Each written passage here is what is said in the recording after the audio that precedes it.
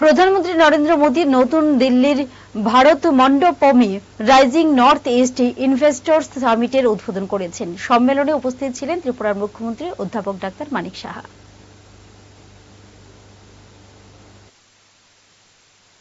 আজ বলেছেন, উন্নত ভারত গড়তে উত্তর পূর্বাঞ্চলের উন্নয়ন অত্যন্ত গুরুত্বপূর্ণ।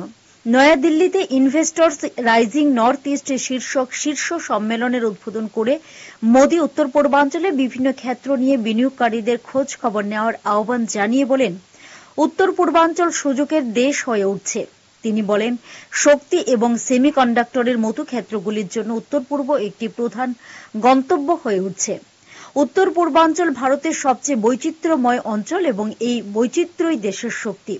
প্রধানমন্ত্রী ঘোষণা করেন যে তাঁর সরকার জিরো টলারেন্স নীতি অনুসরণ করে। একটা সময় ছিল যখন উত্তর পূর্বাঞ্চলকে কেবল সীমান্ত অঞ্চল বলা হতো, কিন্তু এখন তা উন্নয়নের ক্ষেত্রে অগ্রণী হিসেবে আবির্ভূত হচ্ছে।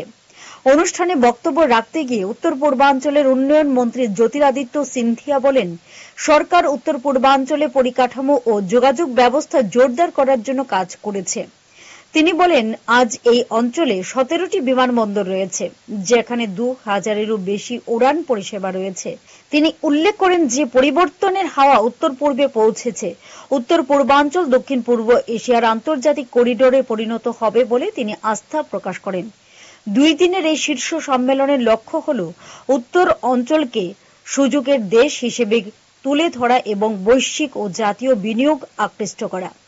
এই শীর্ষ সম্মেলনে অন্তর্ভুক্ত থাকবে মন্ত্রী পর্যায়ের অধিবেশন, সরকার ও সংস্থার অধিবেশন, সভা, স্টার্টআপ এবং নীতির প্রদর্শনী, পাশাপাশি বিনিয়োগের প্রচারের জন্য রাজ্য সরকার ও কেন্দ্রীয় মন্ত্রকগুলির গৃহীত উদ্যোগ। Bureau report, headlines Tripura national.